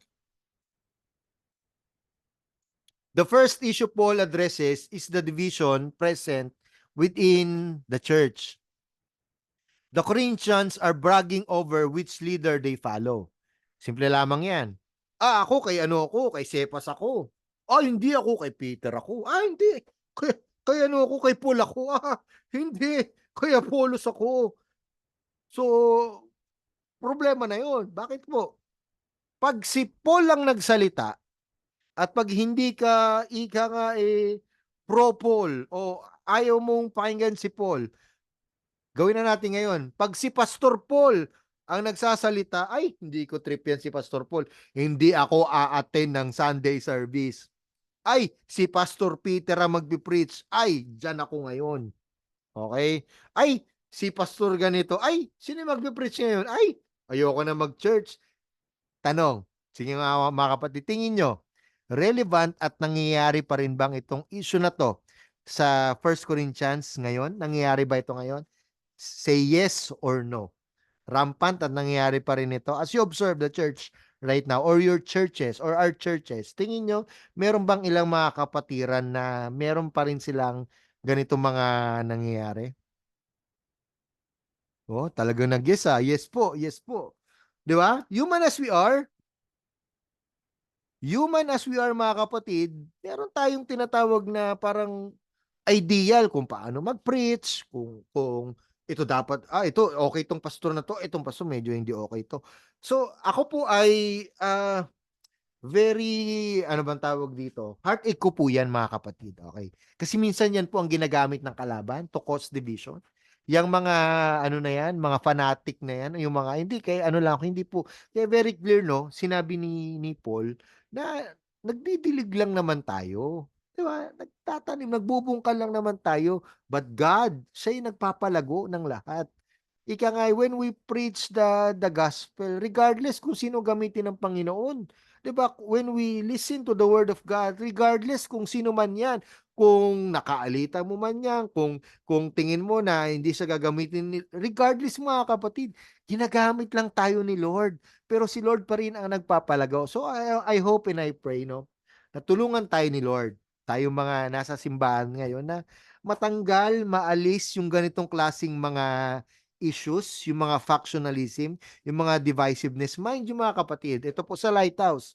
And this is the reality. This is not to, alam mo yon, na para sabihin perfect and church. Hindi po. Alam niyo ba sa Lighthouse may mga tumatawag pa para tanungin kung sino yung magpipreach this coming Sunday. Sino po magpipreach? Pag nalaman nilang si ganitong pastor, hindi sila attend. Hindi sila mag-church. Napaka kung ikaw yung ano na yon, pastor na yon na ikaw laging pipiliin, feel good siya. Pero kung titingnan mo, it will pwede siya mag-cause ng division. Pwede siyang mag-cause ng, alam mo yun, na hindi magandang, ang tawag dito, mga sitwasyon sa simbahan. And we should, at all cost, avoid that mga kapatid. Tayong mga leaders, okay? Malaki ang role natin. Okay? Na sana hindi marinig sa atin yung mga yun. Regardless kung sino yung gagamitin ni Lord. Regardless kung sino yung magiging leader natin. Regardless sa kahit anong kaparaanan kikilos ang Panginoon, yung taong inilagay niya doon ay merong dahilan, merong purpose, and ang goal natin is to support not because of anything else, but simply because si Lord ang tumawag at si Lord ang magpapalago. Clear? I hope na clear ito sa atin mga kapatid. Pangalawa, ito pa. Instead, he simply preach the gospel and not with eloquent wisdom. Kasi sabi niya, alam niyo po ba si Pablo? Ito in Acts, in the book of Acts, I forgot the specific chapter. Pag si Pablo nagpipreach, alam niyo po ba nakakatulog ang mga tao? Hindi ako nagjo-joke. Totoo yung mga kapatid. Later, I will, medyo nakalimutan ko lang yung specific chapter. Ito yung nalaglag na bata, nakatulog nung nagpipreach siya sa hagdan. Alam mo yun, sa second floor ata siya noon. Tapos namatay yung bata, tapos pinag-pray niya na buhay. So even si Paul, in-acknowledge ni Paul na pagdating sa eloquent, sa kagalingan sa pagsasalita, wala siya noon. So kaya in the gospel, far from presenting one wise, God has destroyed the wisdom of the world. Kaya nga hindi tayo nakabase sa galing ng isang tao na magsalita, kung gaano siya sa ka-eloquent, kung nagde-declaim siya. Hindi po, but because we understand na sinira ng Panginoon yung ganon, because ang importante po ay maintindihan natin ang mabuting balita. Yes, may plus points yun if we can, ang tawag dito, preach the word, ng mas maayos, pero hindi yun yung pinaka-goal natin. Pinaka-goal natin is hindi yung eloquence. Ang pinaka-goal natin is to preach the gospel. Kahit sino pa nagsasalita, leader o hindi, we should always that kind of mindset. The wise are put to shame and the foolish are exalted. In other words, don't worry about what human personality you align with. We are all fools from the world's point of view. The apostles were simply, sorry na may harang lang eh. We're simply workers on God's behalf. So regardless of personality, tayo po ay mga simpleng tinawag ng Panginoon at mag-o-obey tayo regardless kung sino ang ilagay ng Lord na leader sa atin. So pangalawang issues na kinakaharap ngayon ni Paul ay ito po. After in chapter 5, Paul takes up the issue of sexual immorality. How does Paul address the problem? After chastening the Corinthians for failing to deal with the issue, tumalo na tayo dito you are not your own, for you were bought with a price, so glorify God in your body. Napakalalim po ng issue na ito. Napakalalim po kasi parang if we will read the context of chapter 5, chapter 6, the sexual immorality, meron na ito yung incest. Ito yung kinakasama nung tatay, tapos may relasyon dun sa anak. So, antindi po ng problema at ito po, kinukonsinti at tinahayaan lang ng mga Corinth leaders. Ibig sabihin, ang sinagog nila pabilog. Okay? Pabilog po sila. If you know the context of this, mas malalim ito. Kita lahat ng tao. Nakapunta na po ba kayo ng sinagog? Sa Makati po meron. Meron po doon parang synagogue church. Lahat ng mga umaatin doon, alam mo kung kita. Kita mo agad. So for Paul, nakikita nyo na wala pa kayong ginagawa. So ang lalim po ng issue na ito. Napakabigat po kasi parang hinayaan nila na mag-preach pa rin, na mag-speak pa rin, na to lead pa rin yung gumagawa ng sexual immorality. So the gospel of Jesus purchased us and gave us His Spirit, calls us away from sexual immorality into holy living. A right understanding of the gospel teaches us that we have been reconciled to God and are members of His body. Pangalawang tema po ng 1 Corinthians, from immaturity to Christian maturity. So ito yung sinasabi ko kanina. Paul is specifically concerned with building up the body of Christ. He wants sin to be dealt with. Kaya napaka-importante sa kanya, kung merong kasalanan sa church, i-deal natin so that their growth will not be hindered and the gospel will not fall into disrepute. It simple lamang po, makasalanan na yung mga nasa paligid nyo, yung kulturang kinagagalawan nyo, normal ang sexual immorality, normal sa kanila na they offer food to the idols, normal sa kanila itong mga bagay na ito, etc., etc. Tayo mga simbahan, tayo dapat ang tumayo sa katwiran. Dapat hindi tayo nagko-compromise. So nakikita niyo po yung stand ni Paul, no? Hindi tayo dapat makitaan ng masamang reputasyon.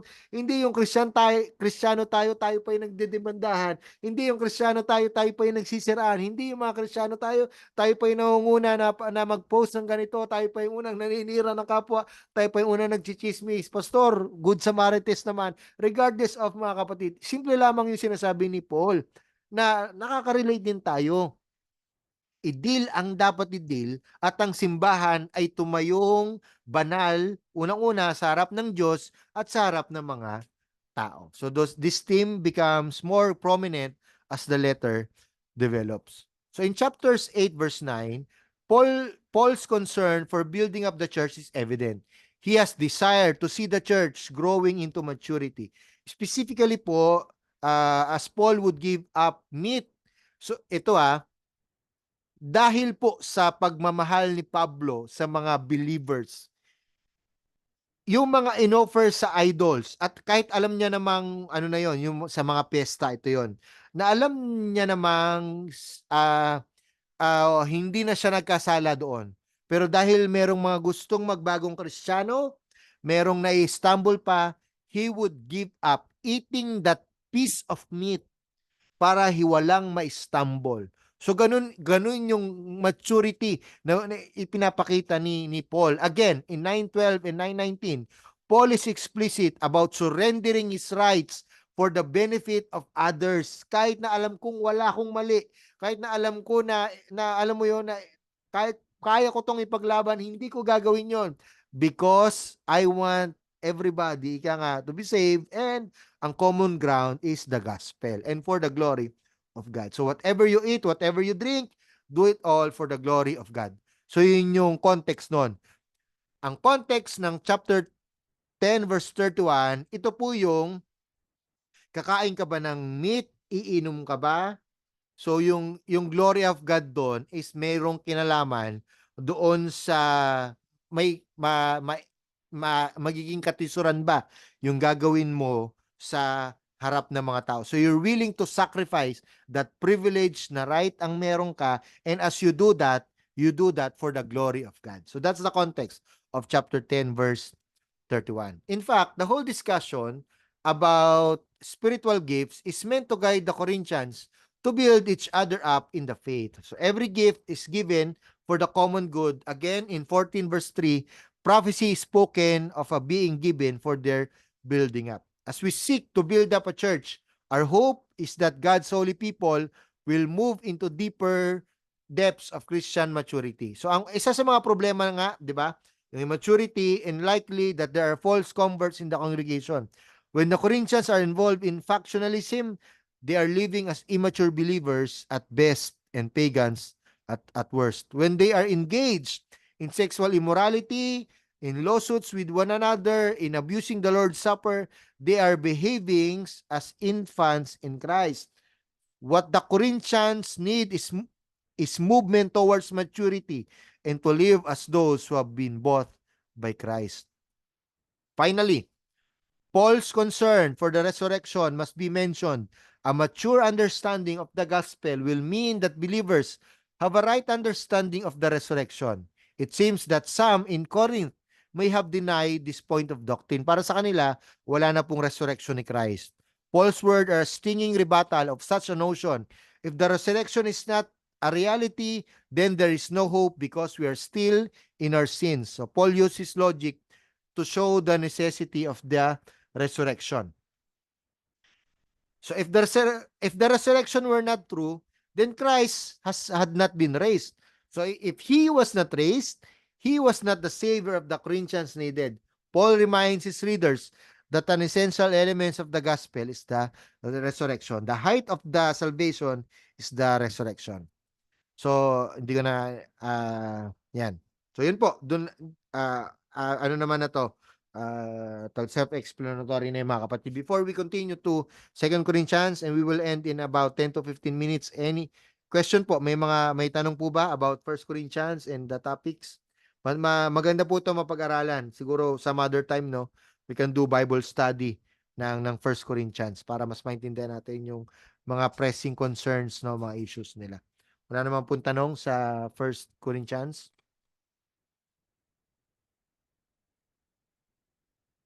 Naguluhan ba kayo o naliwanagan o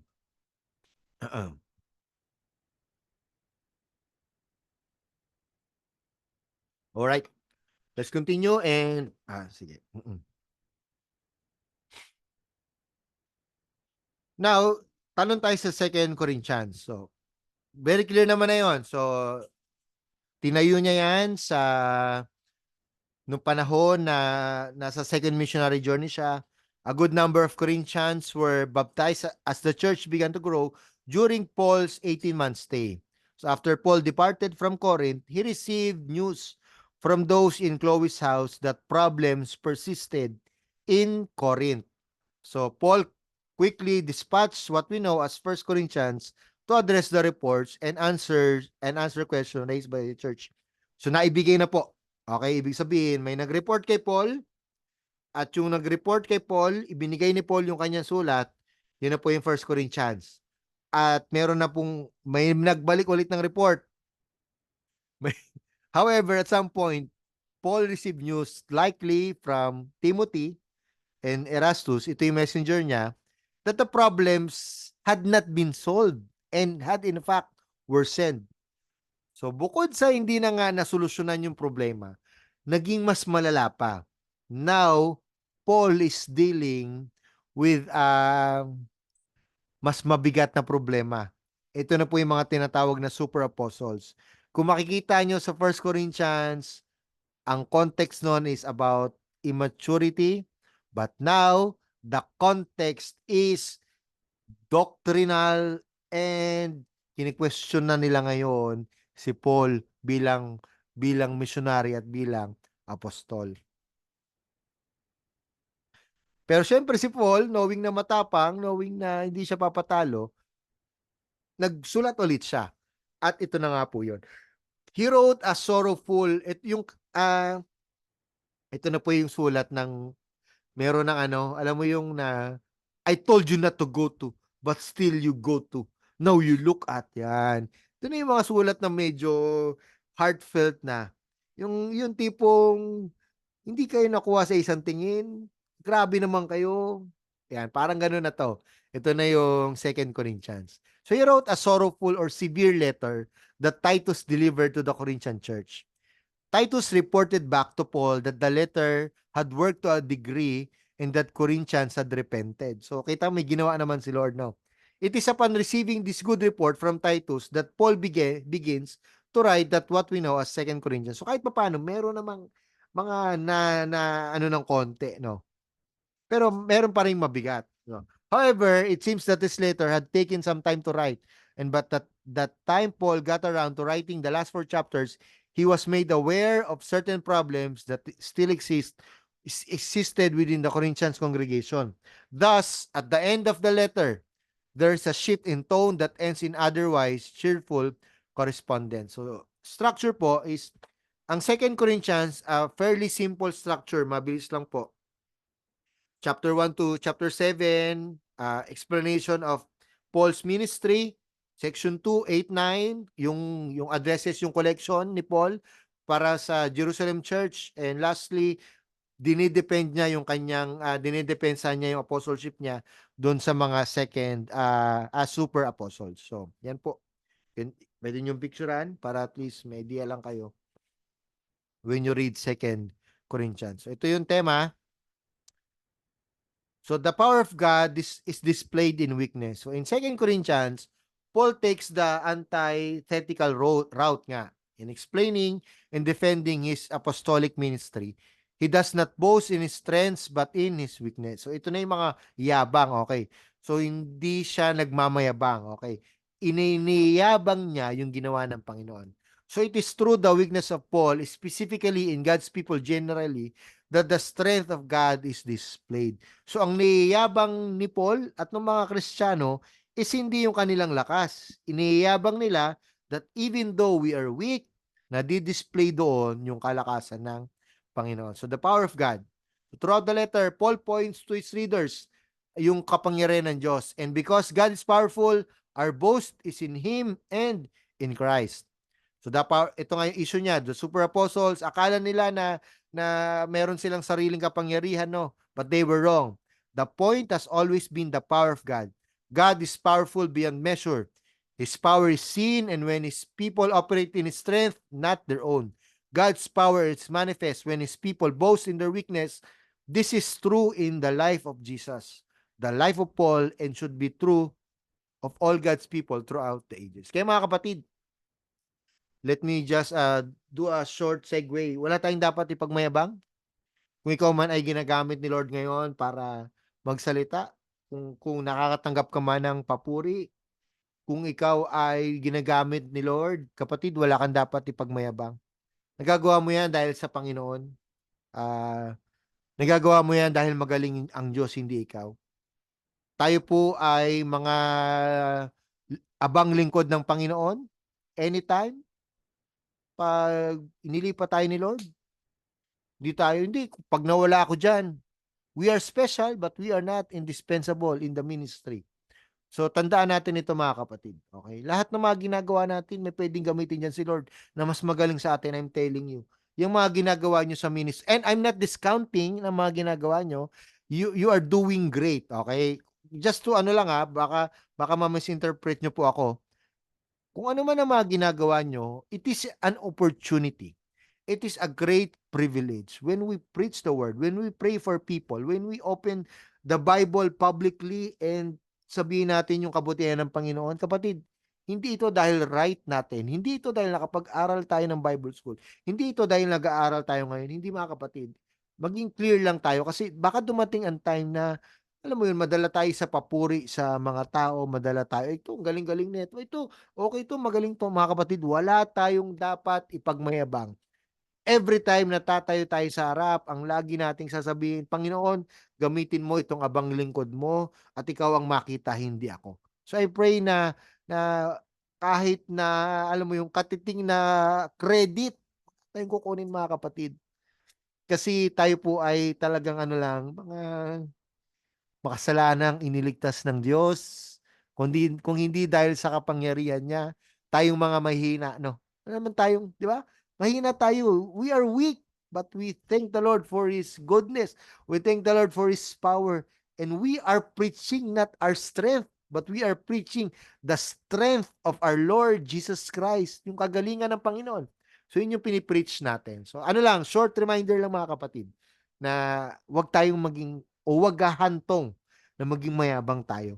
Lagi nating sasabihin na, Panginoon, salamat po dahil ako ay ginamit niyo. So before ending our discussion of 2 Corinthians, it is helpful to note the discussion concerning the new covenant. So in chapter 3, Paul picks up the language of Jeremiah. Ito na po yung heart of stone and the heart of law. And shows his ministry is bringing the fruition, the promises of the new covenant. So for this is the covenant that I will make with the house of Israel after those days, declares the Lord. I will put my law within them, and I will write it on their hearts, and I will be their God, and they shall be my people. So if there are questions about the legitimacy of Paul's ministry, one should look at the work of the Spirit through Paul and the apostles for answers. So for this context, from this text, we're able to discern a bit of what distinguished Paul's new covenant. Yung mga super apostle, ang mga tinuturo nila yung old covenant, okay? But si Paul, siya yung nagpe-present ngayon ng new covenant.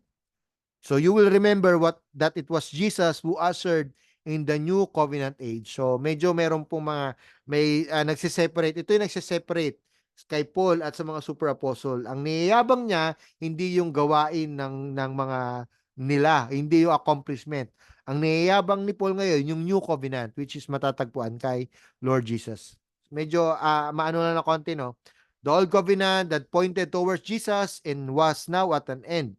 So tatalon lang ako, it is the Spirit that makes this a reality, removes the veil, brings righteousness. The old covenant could never do these things. That is why it is inferior and transient. The new covenant is superior and permanent simply because ando na si Kristo. Si Kristo na yung naging fulfillment ng old covenant.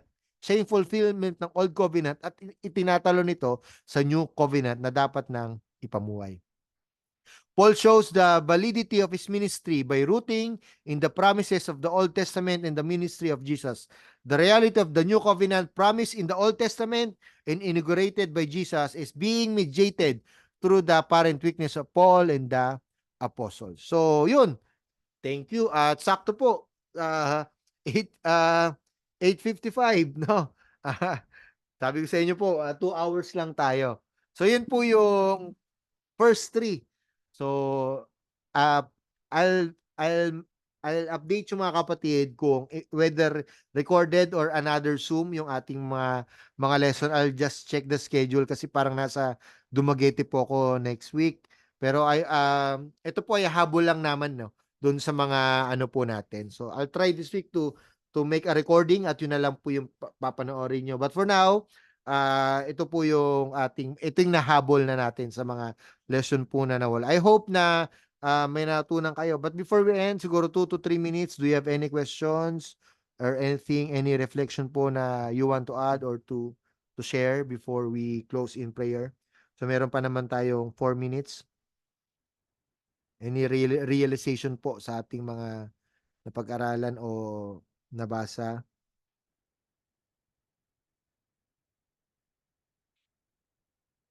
Pastor, Any? question po. Sige po, Brother Richard.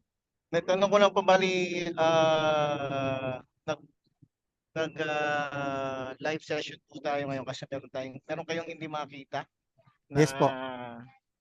pero mga susunod na mga sa New Testament po and the other lessons, live din po or kung nandyan yung available yung dating ginamit ng material yung nagagamitin. Parang ano na po eh, parang wala na po eh. Kaya po nagabol na kami ng ganito, Brother Richard eh. Hindi na po makita sa Puro mga live na. files eh. Opo. Okay po. So, Copy. what we are trying to do now is to finish the remaining books. So I think 2 to 3 lessons po itong mga natira po. Copy po. And succeeding po neto is the assignment na. Yes po. So ang Copy. ano ko lang po sa inyo is just a short reflection, 1-page reflection nitong Romans, 1 Corinthians, and 2 Corinthians po. Short reflection lang about the Sa tatlong topics. napag-aralan. Apo, ito lang sa napag-aralan natin. Maraming salamat po. Thank you Apo. po. Thank you po. Apo. Any question pa po regarding the lesson? Pastor, or- yung recording po nito, Pas. Yes po, i-post ko rin ito kapatid. Right after this, siguro, kaya pa naman siguro, pa-process ko lang, I will post it dun sa supposedly week number 5 or 4 ata, or lecture number 4. I need to confirm lang. Pero ipopost ko to agad. Kasama yung PowerPoint. Okay po, Pastor. Thank you po. Alright, thank you. Any question po? Last one, Chief. Regarding dun sa, I think last video was about Book of John. Yes. Parang we're waiting for the Acts ata. Parang na-mention ni Pastor Totod. I think yun ata yung isa pang kasi parang mahaba daw siya. So parang yun ba yung nawawala nating topic supposedly? Hindi, yung una akala yun lang, pero nung hinanap na, all the remaining Lahat bits na. from that to hindi na magilap ni Leia kasi siya yung nagkikip ng files. Ay, We have no choice. alright. No problem, just checking kasi baka sabi ko, parang di ata ako nakapag ng Acts, pero Oo, pero just double checking lang. I'll try to provide short rin, isasama ko na lang siya. Kasi yun yung na-miss ko ring part eh. Akala ko kasi na-post na siya, pero yun pala hindi pa. So, tinry ko lang nahabulin itong itong remaining. Pero we'll try to pasensya na kayo mga kapatid kasi nagkaroon lang ng konting sa subject na ito. No worries, no worries. Salamat, Pastor, for clarifying. Thank you po. Any question pa po before we end? Last question or? Alright, una po, maraming salamat po sa oras nyo. Salamat po sa 2 oras. And I hope and I pray na marami kayong natutunan at ma-apply natin itong mga natutunan natin sa ating mga ministry. So let us now close in prayer. Lord, maraming salamat po for this wonderful opportunity that we can listen to your word and for this wonderful time na meron kami to really reflect, to study, and to know deeper your words. Panalangin po namin ay patuloy na pagsama, Panginoon, ang ibigay mo sa amin as we now apply it sa aming mga ministries, sa aming mga personal na buhay. Your word is true, your word is timeless, and at the same time timely sa amin, Panginoon. So as we once again reflect, read the scriptures, we pray, O God, ng iyong banal na Espiritu ang mag-illuminate, magbigay sa amin ng wisdom, ng guidance, Lord, sa aming buhay. So salamat, Panginoon, at bigyan mo kami ng kapahingahan ngayong gabi at sa mga susunod na araw po. Ito po kayong panalangin sa pangalan ni Jesus. Amen. Amen. And please, read the remaining epistles, the letters, para at least may idea lang kayo sa mga susunod na mga lessons natin. Most likely po, tayo ay babawi next week, pero recording na po. Most likely because nasa Dumaguete po ako until Tuesday. Yun lang po. God bless you mga kapatid. Pagpalain kayo ng Panginoon. Salamat po. Salamat. Pastor, thank you po. Ingat po kayo. Thank you po. Thank you po sa Congrats lahat. po ulit, Pastor. Thank you po. Thank you Cheeseburger, po. Pastor. Thank you. Thank you po.